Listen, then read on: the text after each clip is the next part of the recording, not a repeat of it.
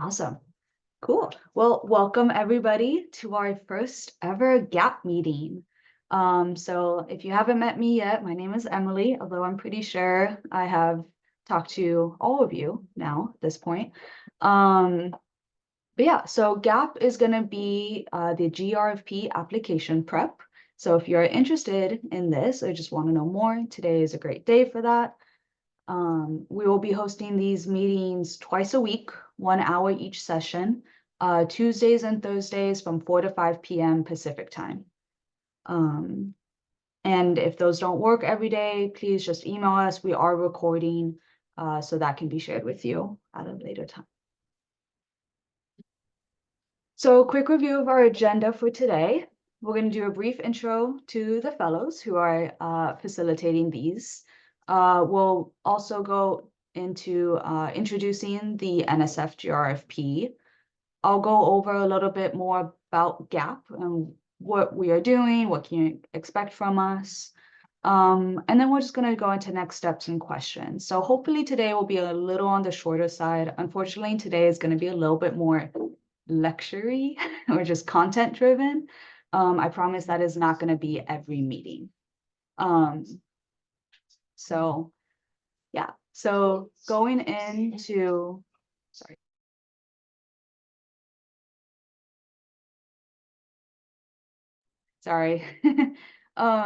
So yeah, so going into meeting you fellows.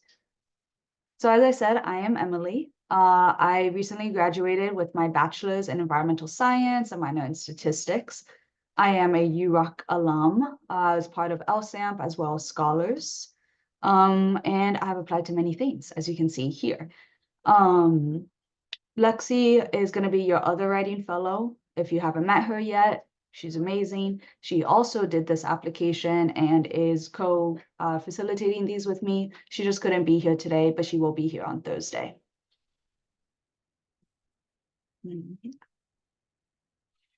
All right, so going into the GRFP, who here has heard of it already and already kind of knows what it's about?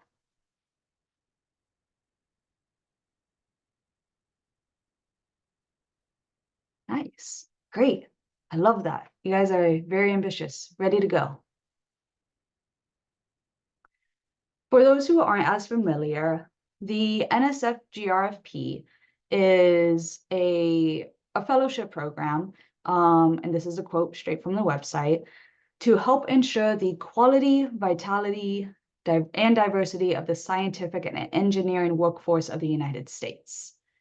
The goals of the program is to broaden participation in the full spectrum of diverse talents in STEM. 5-year fellowship provides 3 years of financial support, inclusive of an annual stipend of $37,000. So that's a lot. That might be a little confusing. So what does this really mean for you? Well, in a nutshell, the GRFP is the holy grail of fellowships. As you know, I've heard a lot. If you get the GRFP, it's like being able to write your own ticket. One of the biggest reasons why you may get that awful rejection from a grad school is just because of funding. Does not mean you are not a worthy applicant. You are totally deserving, but they just simply don't have the money to fund you. The GRFP fixes all that. It's a lot of funding, a lot of money. So even if a lab doesn't have their own funding for you right away, if you get this, you will most likely be able to still get into that lab. So if you are awarded the fellowship, you have way more opportunities going into graduate school. However, even if you don't get it, this is still an amazing thing to do. If you're given an honorable mention, that is still an amazing accomplishment, and you could have room to negotiate and be more competitive to programs. This can even be something, if you get high scores, maybe next year you are applying and you're writing, you're reaching out to potential mentors, and you say, look what I did as an undergrad. I got these scores, I got this rating. Imagine what I can do now in your lab, because you can apply multiple times. regardless of the award, you still have accomplished something amazing. As I said, this is one of the most difficult things I have ever done, and I feel so accomplished for it. This has set me up to be a much better writer, to be much more competitive for all of my future endeavors. So I highly recommend trying no matter what. Um, you might be thinking, are you eligible? The criteria are going to be that you must be a US citizen, national or permanent resident. And then you also need to either be enrolled or intend to enroll in a research-based master's or doctoral program in either one of their fields of study that they have listed or in STEM. There's a list of that on the website. There's also a like eligibility form that you can fill out. I believe I have a link for that. Yes, thank you, Natasha. So yeah, so you can apply as an undergraduate. As an undergraduate, or once you graduate, but if you haven't gone into a grad program yet, you can still apply as many times as you want. Once you're in grad school, however, you can only apply once. So even if you didn't get it before you got into grad school, once you are a grad student, you cannot apply more than once. Are there any questions so far? Sorry, this is a lot of me just talking at you guys right now. Yes, Anne. I was wondering because it's technically a 5-year long fellowship, but there's only 3 years worth of funding. And I know if you receive this fellowship, usually you're not allowed to have other fellowships at the same time, and you'll have to pick and choose. But for the last 2 years of the fellowship, I know there's programs a lot of the times they'll have like what fellowships are specific to the program that are usually like a year long. Do you know if you're allowed to also apply for those during the last 2 years, or is that like not allowed because you technically already have a fellowship? That is an amazing question. I actually am not sure. Natasha, do you happen to? I believe you can because the NSF will only fund 3 years. So there's like dissertation fellowships and other kinds of things you can apply for. I popped a link into the chat that is for the NSF GRFP, and that is where the solicitation will come out starting in July. And that solicitation document is like, I don't know, 68 pages, 98 pages. It's long, it's 38 pages, I don't know. It's a long page, but it's basically all of the parameters of the GRFP. So Annie, your question would be in there as well. So you can look at the last year's solicitation as well, the 2023, but just know that that's going off of a different timeline and they'll open up in July. So more specifics in that. Okay, thank you. Thank you, Natasha. I see two other questions. So what happens if you get awarded the GRFP but did not get into the graduate school?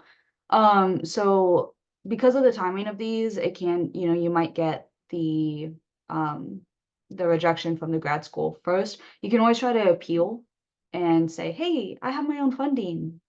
Can you take me now? And a lot of times that actually will work.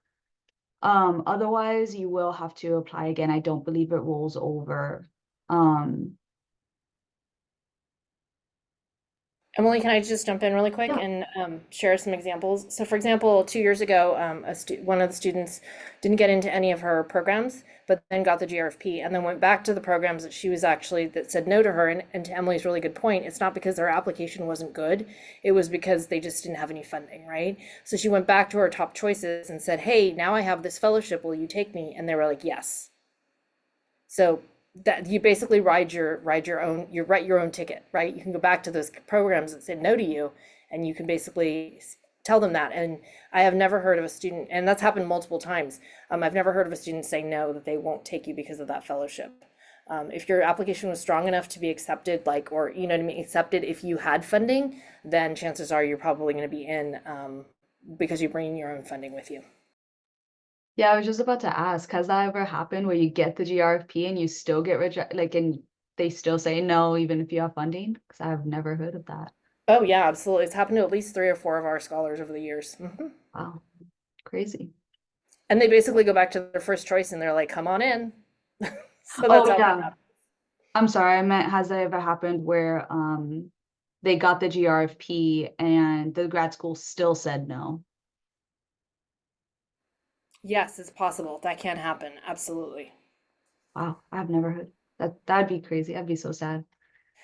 Well, that'd be like if your application wasn't strong enough, right? But you can still go Yeah. back to the school and say, like, well, would you reconsider me? And then that's going to be up to them for whatever reason. So they're always going to look and see why they did not say yes to you. You know, was it because they didn't have funding? Was it because you weren't a strong applicant? Was it because you didn't have this or that in terms of courses, GPA? Who knows? There's all sorts of different, yeah. But the latter has happened more to our scholars where they get the GRFP and they don't get into any programs and then they go back to their programs and then they get in. Great, thank you.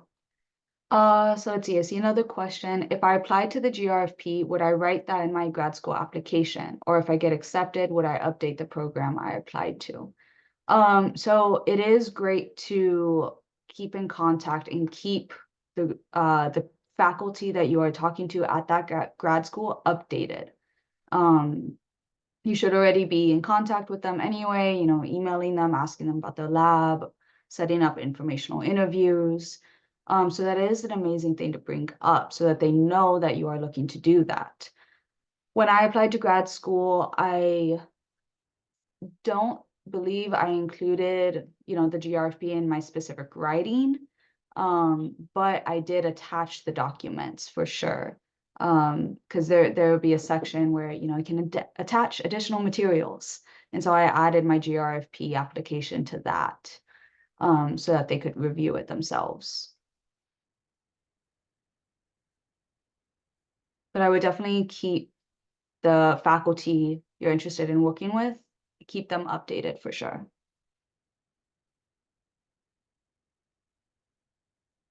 Right. So now we'll go a little bit more into the application itself. So there are 4 main application products or materials you are going to submit. The first one is your CV, which you all should be very familiar with by now. A type of personal statement. It's a little bit more specific than that, but I'll get to that later.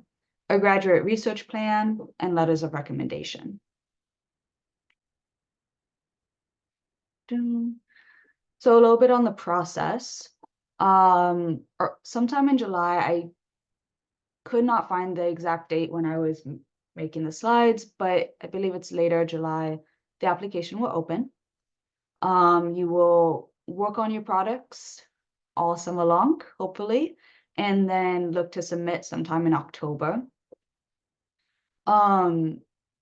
Then your products will be reviewed by a team of 3, and they will rate your application based on broader impacts and intellectual merit, which we'll review more in future meetings. And this will happen, you know, between October and March. Yes, thank you, Natasha. The portal. I always forget about the portal information. Never forget about the portal information. It's pretty basic, just like any other application you would have done, but it does take a little bit of time to do. After the reviewers have looked over your application, they will submit their ratings to the next person who will make the final decision and then send you the results. So you will receive your final, you know, award status sometime around April.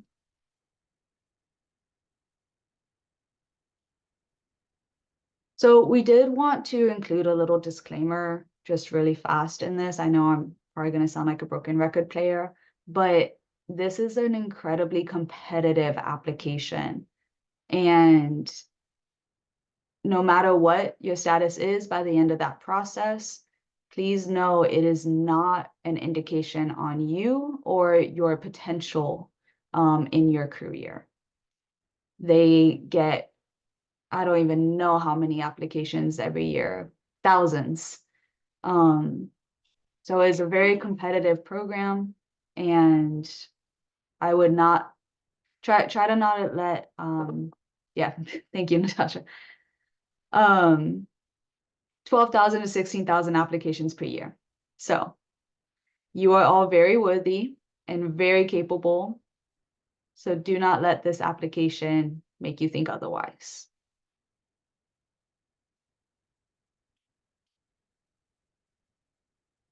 Yep. Does that number include honorable mentions, Natasha? No, just awards. Mhm. Funded awards, sorry. Typically that 2,000 is including master students, so it's actually the smaller amount is usually for undergrads. Usually it's about 2,000. Yeah, last year was the first year, I believe, if not the year before, they actually increased it to 25.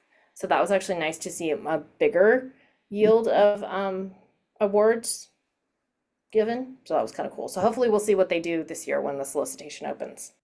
Yeah, it'd be nice if they up it even more. Okay. So now we will go a little bit more into GAP and what you can expect from our meetings. So the purpose of GAP is for Lexi and myself to kind of help you in the process of filling out this application. We're going to do this by sharing our own experiences, offering feedback, and just sharing advice and the tips and tricks we have gotten from our writing mentors as we filled out this application. We will actually be doing a lot of that on Thursday. So William Head, as we've talked about in some of the other meetings, amazing professor, worked in UROC for many years. He actually mentored us last year and created a GRFP primer. And so we will be covering that on Thursday and going more into detail on the different application products, how they're going to be reviewed, etc.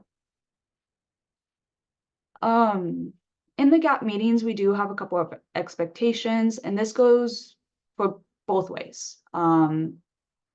So it includes, expectations you can have of us and also that we have of everyone here. And it's very simple, just respective, constructive feedback. We'll be doing some peer review in here as well. So just be respectful of each other, offer, helpful feedback, all of that. We would also greatly appreciate active participation and discussion. And please ask questions, even if we don't know the answers. We would love to find them out with you. So if you have any questions at all, do not hesitate to ask. Our meeting structure will be split about 50-50 between like lecture, content, review, and work time. That being said, the next few more predominantly today and tomorrow, or Thursday, sorry, are going to be a lot more lecture/review heavy, just as we're introducing everything. But following that, we're going to be actively working through different activities and giving you work time to start building your materials.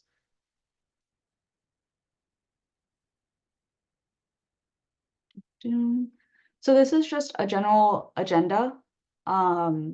This might change a little bit, but for week 1, as we've already gone through a little bit today, we're doing an overview of the GRFP, and on Thursday, we'll be doing an overview of the primer. Next week, we're going to be looking at creating a deliverables timeline. So when you should start having products done, and be on that process. We'll also be doing an overview of the 4 pillars. So if you are in the Swiss course, you already know a little bit about those, but we'll be doing a quick overview of those and an activity next week as well. Week 3, we'll be introducing pre-writing. and mind mapping, which is going to be a big thing we're going to do this summer. So if you're already familiar with it, great. If not, don't worry, we will cover it. That week, we will also look at writing emails. So if you haven't already, I would start building that list of potential faculty that you are interested in working with for the summer, or who might be able to help you with your research plan. So start thinking, what are your research interests? What do you want to do in grad school? And start building that list of faculty who can help you with that. Following week, we'll be looking at broader impacts. So this is where we're going to really start getting into building your deliverables. The first day, we'll work on pre-writing, getting those ideas down, brainstorming, and then the following day will be a lot of just work and drafting, time to ask questions and get review. Week 5 is going to be the same thing, but we're going to focus on intellectual merit. And then week 6, we'll be focusing on future goals. Those are all parts of your personal statement. I say personal statement, it's more broader or more detailed than that, but we will get into that on Thursday.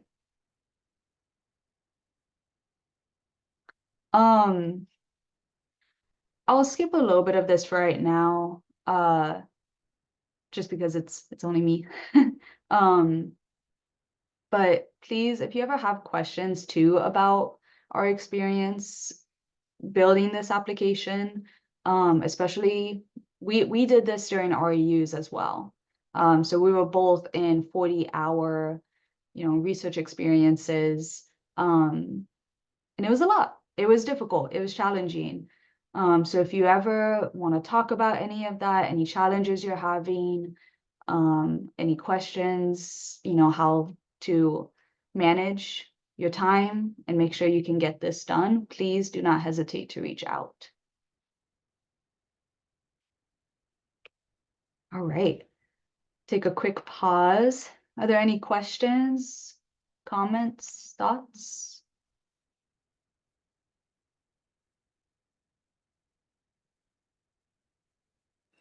I have a question for the group.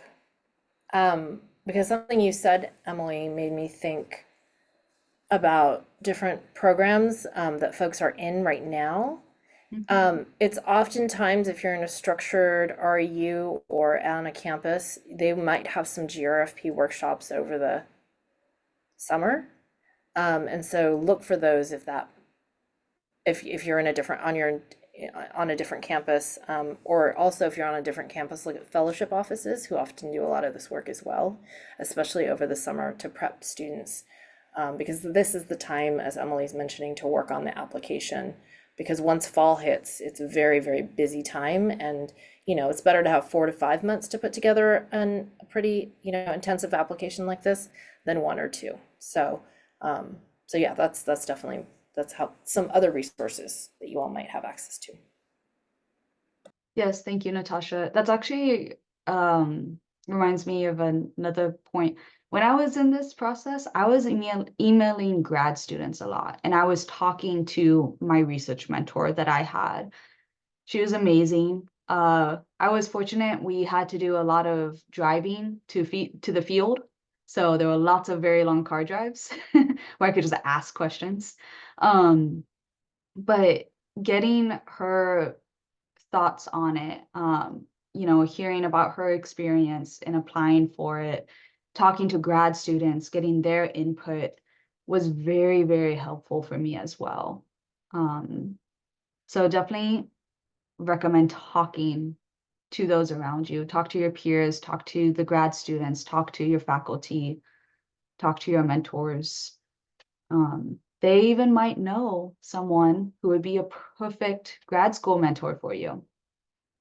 So, great. So going into some of the next steps.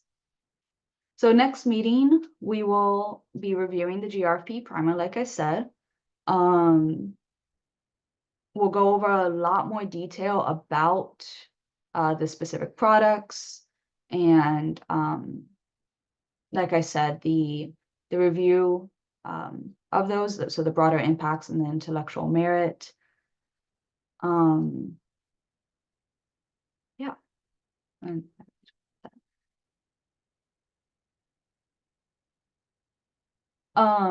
so next I'll look at a couple of resources for you guys. Oops. So I do want to bring your attention, the NSF, so National Science Foundation, has a virtual office hours coming up.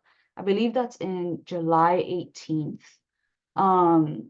I have never attended this, but I found it on their website a little while ago, and it should be a time for you to be able to pop in and ask, more specific GRFP questions. So this would be a great time, to ask your question and about what does it look like for being able to apply to other things towards the end of the fellowship? More specific questions there. I would also like to remind you that we have Just Right sessions. Again, Lexi and myself will be facilitating these twice a week for 1 hour each. We'll have them on Mondays from 10 to 11 a.m. and then also on Wednesday from 3 to 4 p.m. Lastly, I would like to bring your attention to this Google Drive folder. So we have created, if it loads, it's having a hard time loading. I have it open up here. Nope. Okay, here we go. Are you all able to still see that? Okay.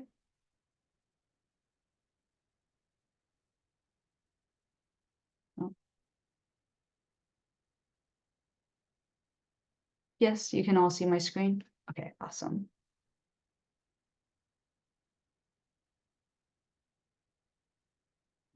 Sorry, I think my connection is getting a little laggy. So you all should have access to this. I will show you where to find it right now, but this is where you can find all of our materials for GAP meetings. So you see the folder, we will update and post slide decks there. So if you want to review any links, review any information we've covered, you'll be able to find that there. We will also have another folder for Zoom recordings. So if you miss a meeting, or if you just want to go back and watch it again, you'll be able to find that there. And then I have two other things here for you guys. So that primer I keep talking about, that is right here. If it loads, yep. So you'll be able to look through this at your leisure. Like I said, we'll be reviewing it next week, but it is a very long document. Don't let that scare you too much. A lot of it is full of examples, and I highly recommend checking those out. They will help a lot. But if you have, further questions, this is going to be a great way to get more information. Yeah, so that is in the folder. There's also this other document, the GAP info and links. Sorry, things are having a hard time loading.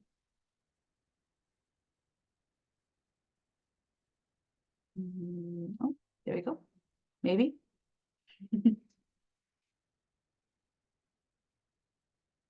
All right, here we go.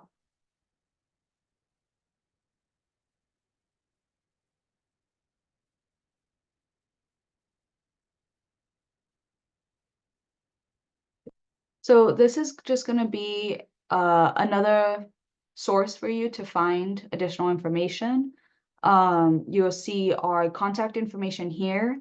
So if you ever need to reach out to Lexi or myself, you can do that. The Writing Fellow bios are also there if you would like to learn a little bit more about us. The schedule is listed here. So if you ever need to get back on that Zoom link, or just can't remember when a meeting is, please feel free to check our calendars if you want to set up one-on-one meetings. If you have a question on how to do that, just let me know. We will also have other materials linked here for you. So my CV, research plan, etc. is here. So if you ever want to look at an example, I also have this thing called a letter writer communication guide. As you look at applying to however many grad schools you want to apply to, I do recommend looking at this document. Oh, I don't know how I did that. Oh, cool. It just gives you a brief outline. I created these for my letter writers as a way to organize all the applications that I was filling out. So at the top, I linked my CV or any other materials I felt mattered for that application. And then I just listed each application. I would often hyperlink them. So if they wanted to get to the homepage, they could. The deadline, what I'm hoping they can comment on. How are they going to submit the letter? So are they going to get an email from the program? Is it going to be something that I have to put in manually, when they might expect to receive that email to upload it themselves, anything like that. Other information, so I usually like to include a frequently asked questions page, maybe the mission statement. Sometimes, depending on the application, they have links to information specifically for letter writers, for formatting guidelines, that kind of thing. So you can add whatever you feel is necessary there. And then I have an example right here. Yeah, so feel free to check that out. And then we just have a little bit of resources here for you as well. So things can be very stressful during this time. We understand, we've been there. I highly recommend looking at other resources if you feel that is something that will help you. I'm more than happy to help you find or, schedule these resources and find others. Just email me. But there are some listed for you as well. It's also a short video on imposter syndrome, which is pretty awesome. I think one of the other writing fellows from last semester found that. So yeah. So let's see. There is also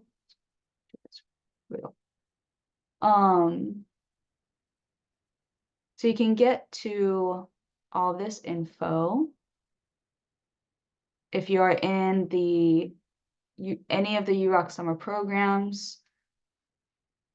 You can also find it through there. So yeah, so if you go into modules and just scroll down, and then under the Swiss module, you'll see a Writing Fellows module. And from there, you can get more information about us or click on one of these two, depending on what you want. And then you'll find more information. So when our meetings are, links, emails, and the materials folder is right there as well. So if you are not in one of the UROC summer programs, please just email me so I can make sure you have access to this as well.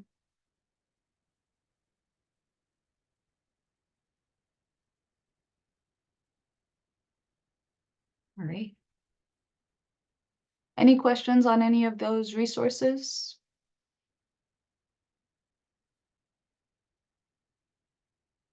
Oh, actually, I should drop the link for the folder in the chat. All right, here you go.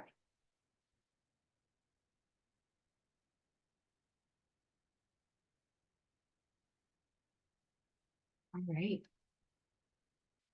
Yep. Any questions?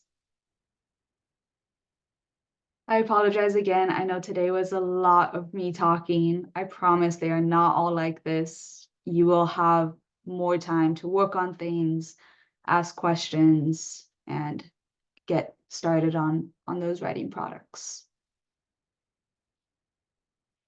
Emily, have you shown them where they can find out if their discipline is Mhm. um, part of like the eligibility? Yes, I did have a link for that. All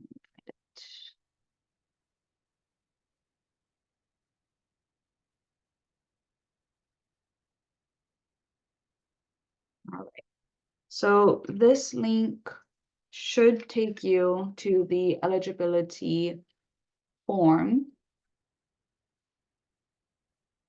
or questionnaire. I'm sorry, I should say. And I believe that will help with that. There's all like figure out if your field is in there. There's also the link to the applications page or applicants page, I'm sorry. So frequently asked questions, how do you apply? The module is all there. And then here is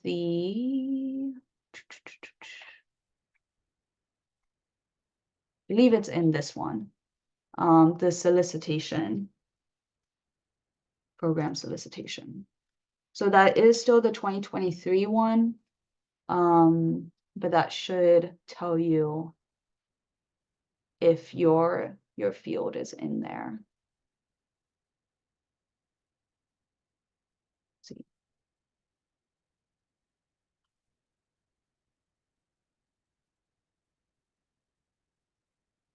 I will say that is also something that is very helpful to talk to your mentors about, especially as you get into developing the research plan,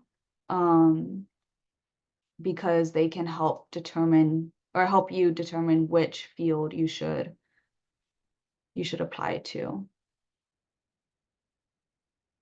Yeah, I was just gonna ask Natasha, where did you find the? Okay, cool. It's in the appendix. Great. Here, I'll Yeah, if you show scroll all the way down to the solicitation, you'll find Appendix 10, and it's basically major fields of study. Great. Yeah. And to Emily's point, yes, talk with your mentor about what makes sense in terms of if your major field of study is supported, and also how you're going to be applying and what major, because you did that, right, Emily? You had to choose a particular major field of study when you submitted. And I don't know if you talked much about the deadline, but the deadline is in October. It's usually the third week of October, and it's Monday through Friday, and those days are based on your discipline. So those folks who are applying to like geosciences might be on Thursday, but those folks who are applying to psychology might be on Tuesday. So throughout the whole entire week, they're taking applications, and those applications are based off of the disciplines. And so that's really important to know, because thinking competitively as well, as you think about those disciplines, talk with your mentor what makes sense. Because you're going to be filing your application underneath one of those disciplines that you're gonna claim, and then that discipline is going to be the date that you're going to be actually submitting your application on that week in October. It is also very important to consider that, like Natasha said, there's different deadlines. There's also different numbers of students applying to each one. So some are more popular than others, and they will take that into consideration. So they're not going to give all of the awards to only geosciences. So certain pools might be a little bit more competitive than others.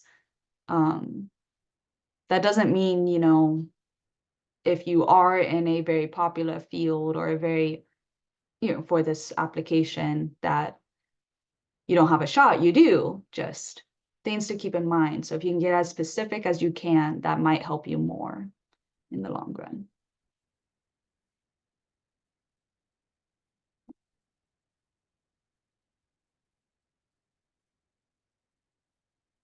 Let's see. So yeah, if you go to this website, the last link, the table of contents, and just hit appendix, and it'll take you right down to that. I think there's also some interesting things inside of this solicitation because they suggest like 2 letters of recommendation, where in my experience it's been really useful to have 3. So I don't know if that's still the case, if this solicitation will come out and say like recommended is 2 letters of recommendation, but it feels like 3 are kind of the more competitive, especially for undergrads. So just thinking about that. The Yeah, other so I section think I submitted oh, go 3. ahead. I'm sorry. Oh, I was just saying I submitted 3. Yeah, most people do. Yeah. Yeah. Mhm. Um, the other section I think is really great if you're looking at the solicitation, even if it's last year's 2023, because it'll help prime you for the 2024 coming up, which will open up in July. Maybe August, but it tends to happen in July. Um, is the first section called Important Information and Revision Notes, because every year the NSF, National Science Foundation, will take into consideration what's called high priority research in alignment with the priorities laid out in the in federal budgets, and where in ways in which we're thinking about like the research that has to happen that really supports US goals, right? So in my spiny senses, I'm just not sure, but I have a feeling maybe they might focus on AI. I don't know. I just feel like AI is like big right now. So anyway, that I think could be really interesting to look at as well. Take a look at that to see like is one of your research the research you're doing, does that also hit a priority of theirs? Because if so, then that could be really, really competitive because they're looking to fund those particular projects Yeah. and that particular research. So that's the very first part of the solicitation. You can find that, and they usually update that every year. I'm a huge fan of, you can print this out if you want, right? But you could also, I'm a huge fan of like printing this out, but also like spending some time with a cup of tea or coffee and a huge like highlighter. I don't know, Emily, what you did, but I feel like every year the solicitation comes out, I print it out because I know I'm a printer, but I love the tactile nature. But I need to be able to flip through things, and I need to be able to highlight things. I need to be able to see like what is NSF wanting, and then how can we like really think about being competitive based on what they want. So I think those kind of things can be really helpful if you print them out and highlight them and make your annotations and make your notes, because these documents seem like really, really big, but once you get into them and start pulling them apart, you realize, oh, okay, this is good information. But this is what we call the grant call. This is what you call like the actual call of this grant. And so these are the rules and regulations of the actual competition.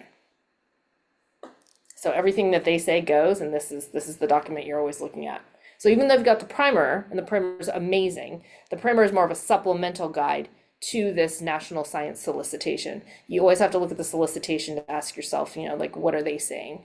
And then looking at the supplemental guide. Yeah, this is also an older version. I believe this is 2022. So just, keep it in mind. The most important content is applicable and fine. But just if you're looking at some of the, the award, that's going to be a little bit different. Yeah.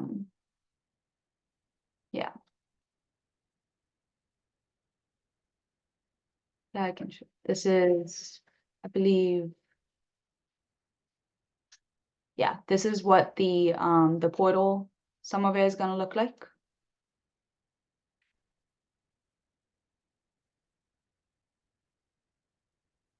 Lots of good information in this. The 4 pillars. If you guys haven't heard those yet, you will hear them a lot. We will talk about those. This one I did print out, Natasha, and I read a lot of it. So yeah. Mine has always like stickies on it, and it's like tagged in particular places so I can like reference it really quickly. Yeah, it becomes a working document for sure. That's usually what happens when your professors are writing these grants as well. They're usually printing things out. They're available online, but you're usually printing them out as well, so you can really get yourself sort of grounded in like what is it this grant is asking for, and how can I be competitive. Yeah. Oh, I did want to make one more comment. Oops, where'd it go? Here we go. I did notice in this, please remember to check the application deadline time or time zone, because of where they are stationed, it's gonna be Eastern time. Or at least for last year, for at least the reference letters.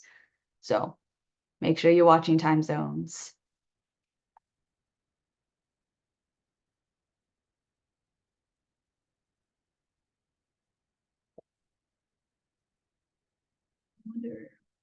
Yeah, here are the due dates from last year. So, oh, this one was the local time, so that's good. I think I got paranoid and I submitted mine a day early. So I did not. It's depending on what group you're submitting under, if it gets very busy, just keep in mind, submit early, at least a couple of hours early, because you don't want it to crash on you. That always, yeah. Yeah, I applied under geosciences. I think Lexi did as well.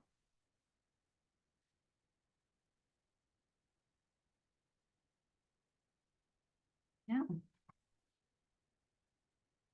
Haley has a question that we printed out all 616 pages. Is that what Bill Head's primer is now? Yeah. I That's impressive. That's an did I impressive piece print of it all? work. I think I have it all printed somewhere. I Yeah. think I did double-sided at least. Oh yeah, definitely double-sided. Yeah. I think Yeah. I used the school printer for it. Yeah. Totally. Yeah, use the school printer and the resources for that. I think also, if you don't want to print some of the samples, because there's a lot of samples in there, there's a lot of sample essays. You might not need to do that because maybe that's fine. You don't need to print all of them. But I think the things that you are coming into contact with all the time, like thinking about your own application, like the portal information, letters of recommendation, those kind of things, I think you should, again, that's up to me. I'm a huge fan of printing just because I like to mark it up and actually engage. I like to talk to my text. I like to talk to my books. So anytime that I'm a huge talker backer, I talk back. So whenever I print out things, I'm always like, okay, well, what does this mean? And how does this mean to me? And so I ask questions and maybe also you might want to ask your mentor. You're like, ask your mentor about this because I don't quite understand what they're talking about here. Like those kind of things. I think this is the kind of document you want to do that with because it's, to Emily's point, it's a whole different way of writing. It's a whole different way of thinking. Emily's talked a little bit about that, and I think the transformation that happens when you're putting together an application like this, it's a whole different level. So you have to approach these different kinds of experiences and writing experiences thinking differently about the ways in which you're going to kind of consume information. It's not just like, oh yeah, I scrolled the website and I took a look. Point in case, students are asking me for letters of recommendation for NSF, and I'm like, I am not the person you want for NSF, right? So I'm like, go back and read the letters of recommendation, make sure that because you've got to really do some deep thinking about the letters of recommendation and who you should ask, because you should be asking people who are in the research world that you're very close to. So yeah, I think that's, you have to really approach this in a very different way than you've approached things before. That's been my experience, Emily. I know you've been bringing that up. Yeah. This definitely transformed me as a writer, that's for sure. A lot of that was Bill. Bill transformed how I thought of everything. Yeah. One thing if you are ambitious, excited, want to get started already, I encourage you to start checking out Appendix C on the primer. This is contacting a prospective graduate school advisor. You cannot start too early on that, in my opinion. The sooner you start sending out those emails, the sooner you will hear back. And these are going to be very, very important relationships to build for the development of your GRFP. If you can find a faculty mentor whom you already want to apply to work in their lab, and they're willing to help mentor you on this application as well, that is amazing. Because you will be writing about, I want to go here, I want to go do this. And if they're already in your corner, that's just going to make it all that more stronger. Yeah. So definitely start at least building that list of who you want to talk to. And I will always sound like a broken record player, talk to the grad students, always talk to the grad students. I talk to them sometimes before I talk to the mentor. They will give you critical feedback on the lab. And honestly, those are really amazing connections to have. I have a grad student who was one of my mentors email me last week about a potential grad school for me. I'm not taking it. It doesn't fit what I need, but that doesn't matter. The point is she was still helping me, reaching out to me. So talk to grad students. Long story short. But yes, this will help you, kind of start working on this. We will be covering emailing faculty advisors. But if you want to get a jump start, it's never too early for that.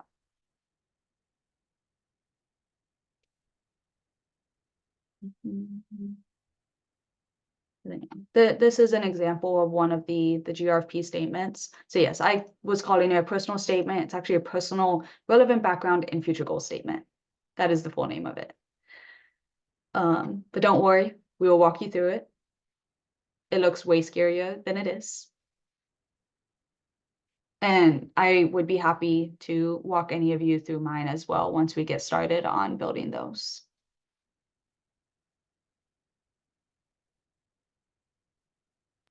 Emily, what did you, and I might be jumping the gun here in terms of what your curriculum for next week or the following weeks, but which paper or essay did you start on first? Did you start with a personal statement, or did you start with a research statement, or like how did you sort of enter your application? Yeah, so I started with the personal statement. It's kind of funny. I really didn't start that until late, actually. We did a lot of pre-writing over the summer. So most of my time last year was emailing people, meeting with people, and a lot of mind maps. I think I have at least 20 mind maps from my time last year. I mind map everything. I did the potential lab. So what's the mission statement? That was a little bubble. Like, why do I fit this lab? That's a little bubble. Like, everything. I would mind map the labs. I would mind map people. I would, potential advisors. I mind map myself. What is my research interests? What are my broader impacts? Something that I'm going to encourage you all to do later on is going to be taking those 6-word mission statements, mind map that, really break it down. So you know yourself, you know what this application really made me think about what I want. Who am I? What is the impact I want to leave? And I think that if you can get that, if you can have that ingrained in you before you start writing this or as you're writing it, it's going to make a big difference. One of my proudest, the reason why this is one of, the pieces I'm most proud of is because of the comments I got from my reviewers. Every single one of them commented on, what I wanted to do. And all of their comments, I felt like they got me. They understood what was important to me, what impact I want to leave behind in outreach in the community. Why does my research matter to me so much? All of them understood that. And so, I don't know, that was to me one of the best things I can ask for as a writer. Yeah. Thank you. Yeah, you reminded me that it's amazing. I'm always quite impressed how NSF is able to give feedback to every single applicant, whether they get it or not. It's like, what did I say, 12 to 16,000 applications, depends on what year it is, but they hire quite a few, or staff quite a few reviewers, and it's amazing that they're able to give feedback to every single person. It's really amazing. Yeah, later on, I will be sharing my application and my comments so that you all know an example of that and walk you through it. But yeah, they do give you detailed feedback. well, most of them give you detailed feedback, depending on the reviewer. Yeah. All right, we are at our time. So are there any last minute lingering questions?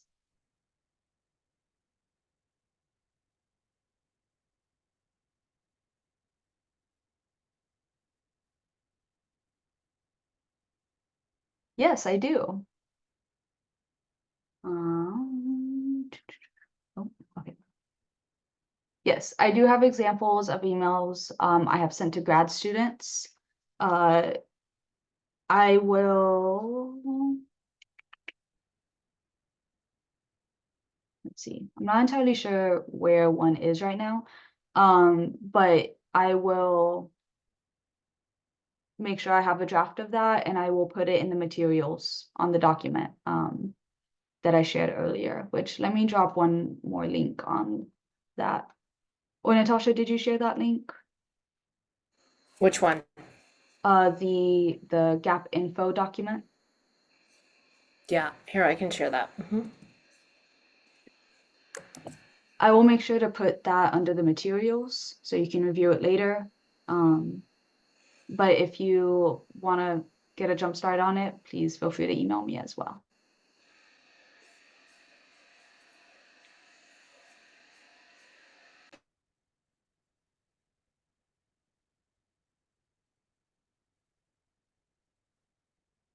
Okay, I'm going to stop.